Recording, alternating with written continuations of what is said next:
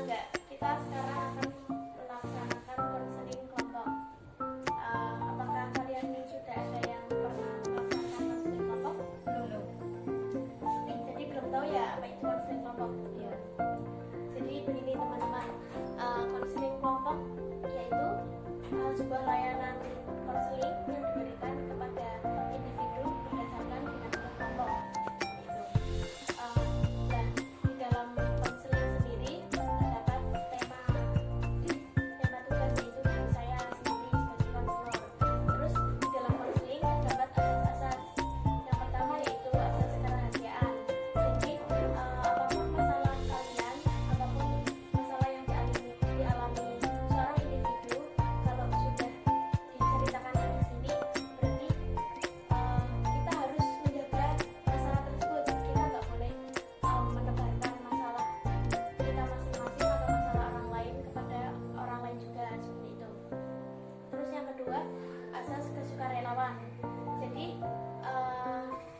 di sini kalian dan saya berarti datang ke sini itu berdasarkan keinginan kalian sendiri, seperti itu ya. Terus yang ketiga, asas keterbukaan. Jadi di sini tidak ada sesuatu yang ditutupi dari diri saya maupun diri kalian, seperti itu. Nah, sebelum konseling kelompok ini dimulai, mari kita berdoa ya teman-teman. Berdoa dimulai.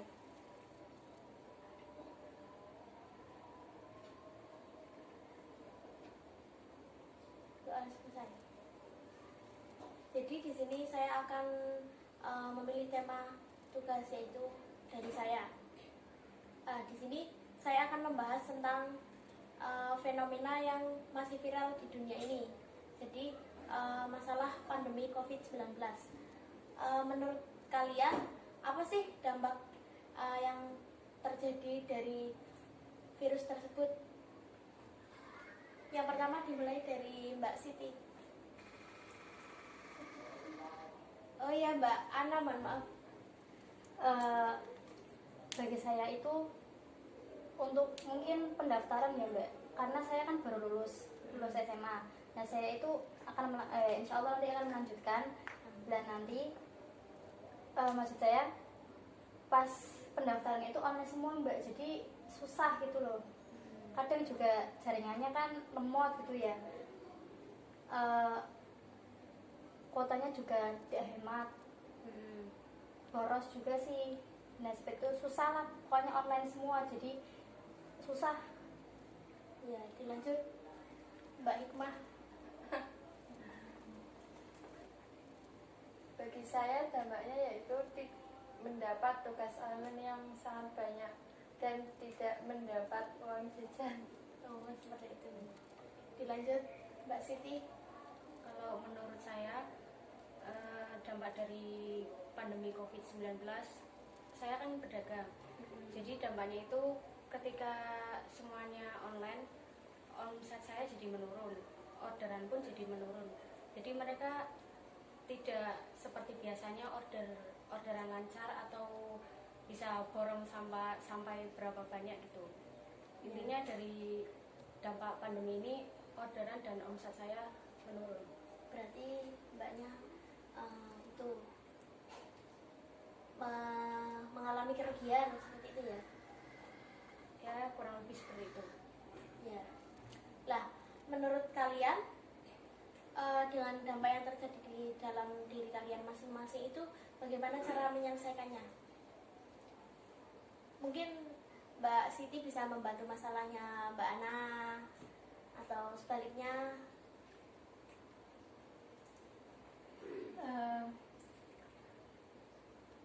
Bisa diulangi?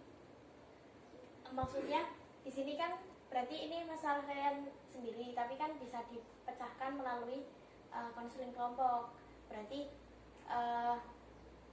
konseling kelompok itu tidak harus maksudnya saya itu cuma membantu kalian untuk menyelesaikan masalah. Berarti pada dasarnya kalian sendiri itu bisa memecahkan masalah kalian sendiri-sendiri. Nah, kalian pun bisa membantu memecahkan masalah diri orang lain, seperti itu. Berarti Mbak Siti bisa menyelesaikan masalah Mbak Ana seperti itu, contohnya seperti itu. Lah, menurut kalian berarti kan ini sudah terdapat masalah kalian masing-masing. Lah, terus menurut kalian bagaimana cara menyelesaikan masalah tersebut? Kalau menurut saya pribadi, saya kan sebagai pedagang. Ketika mereka kan masih sekolah, tidak ada pendapatan untuk, atau seperti Mbak ini tidak mendapatkan uang jajan, Mbak ini bisa bekerja sama saya, termasuk Mbak ini juga bisa bekerja sama saya untuk memperluas penjualan saya. Jadi ketika omset saya menurun, saya masih ada mbak-mbak ini yang bisa membuat saya menjadi reseller atau dropshipper gitu. Terus menurut Mbak Ana sendiri bagaimana?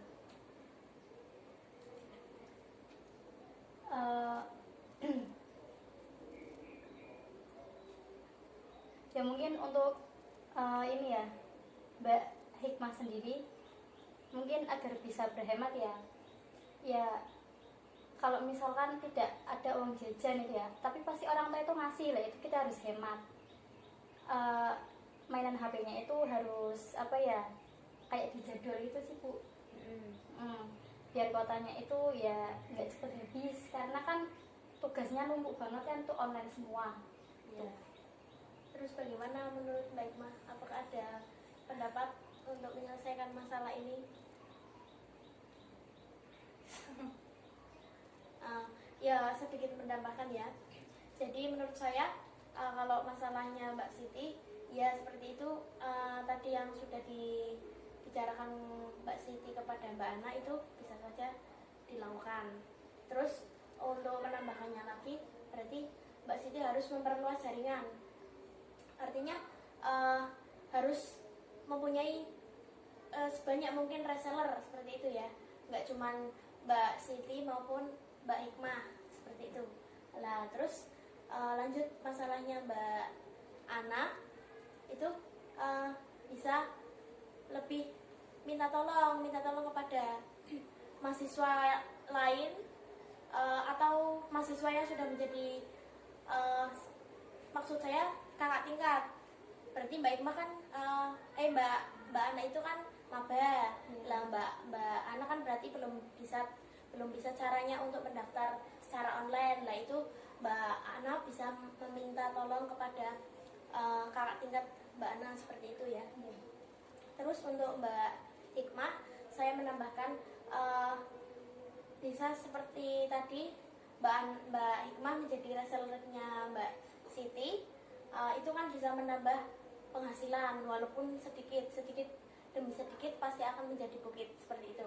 Nah terus benar yang dikatakan dengan Mbak Ana tadi, bisa dijadwal cara mainan HP-nya, dan berarti di dalam diri Mbak Hikmah sendiri harus tertanam bahwa saya kalau mainan HP itu pada saat saya mengerjakan tugas. Sekarang kan banyak guru yang mengasihkan tugas dengan cara mengumpulkan secara online, berarti lewat WA atau lewat email seperti itu. Nah itu harus dijadwal, berarti semisal kan pasti ada jadwalnya, jam sekolah atau jam tugas guru yang mengasihkan tugas itu jam sekian.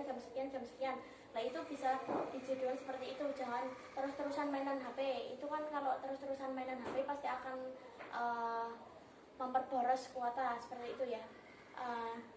Apakah ada yang mau ditambahkan atau mau ditanyakan? Tidak ada.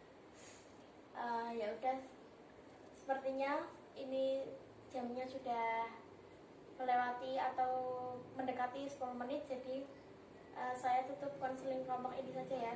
Ya. Sebelum kita tutup, mari kita baca hamdalah bersama-sama. Alhamdulillahirabbil alamin. Sekian dari saya, apabila banyak kesalahan saya mohon maaf. Wassalamualaikum warahmatullahi wabarakatuh. Waalaikumsalam warahmatullahi wabarakatuh. Hidup.